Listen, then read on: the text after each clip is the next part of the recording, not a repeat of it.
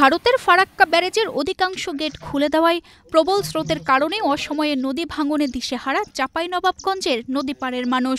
সদর ও শিবগঞ্জ উপজেলার প্রায় 14 কিলোমিটার এলাকা জুড়ে চলছে ভয়াবহ ভাঙন। সরকার আসছে, সাংবাদিক আসছে, আইসে ছবি তুলছে, ভিডিও করছে, করে নিয়েছে, কিন্তু আমরা কিছু পাইছি না। তো সরকারের কাছে বস্তা ফেলছে, 2-4টা বস্তা ফেলছে, ফেলে ভেঙে চুরে চলে যাচ্ছে, কিছু মানছে না। তো ইতিমধ্যে নদী গর্ভে তলিয়ে গেছে শতাধিক ঘরবাড়ি, বসত ভিটা, ফসলি জমি, মসজিদ ও শিক্ষা প্রতিষ্ঠান। বান্ডেল থাকলে প্রতি সেনমানিতে টাকা বাঁচবে।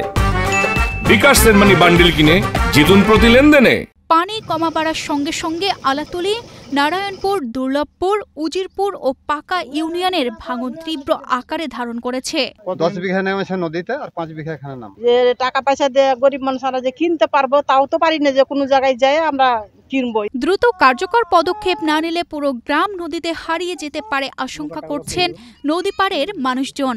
আমরা কোনো খাবার চাই না, কিছু চাই না, বাঁধটা কি করে দিবে সরকার, আমরা এটা আবেদন জানাই যে একটা স্থানীয় বাঁধ করে লওয়া দরকার, দিতে হবে সরকারের কাছে, চাই এটা। নদী কেড়ে নিচ্ছে মানুষের সবকিছু।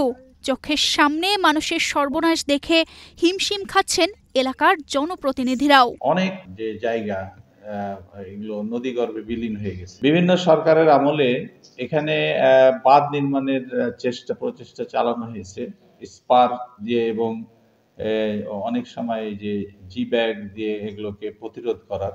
আসলে এই সমস্ত প্রতিরোধ সম্ভব নয় যদি এটা এখানে একটা সাস্টেনেবল কোনো প্রজেক্ট হাতে না নেওয়া হয়।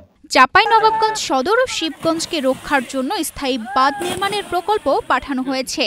অনুমোদন মিললেই আগামী বন্যা মৌসুমের আগেই কাজ শুরু করা যাবে বলে আশাবাদ পানি উন্নয়ন বোর্ডের নির্বাহী প্রকৌশলী। যেহেতু একটা বিস্তীর্ণ এলাকা জুড়ে এখানে নদী ভাঙন দেখা দেয়, যে সমস্ত এলাকা খুব গুরুত্বপূর্ণ স্থাপনা রয়েছে, বাড়িঘর রয়েছে, সেই সমস্ত এলাকায় আমরা তাৎক্ষণিকভাবে জিও ব্যাগ এবং জিও টিউব ডাম্পিং করে ভাঙন রোধ করার চেষ্টা করছি।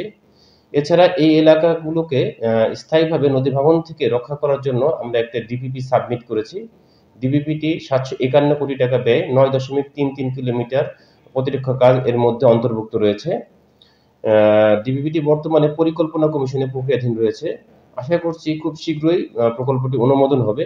স্থানীয়রা বলছেন টেকসই বাঁধ নির্মাণ ও ক্ষতিগ্রস্তদের পুনর্বাসন ছাড়া স্থায়ী সমাধান সম্ভব নয়।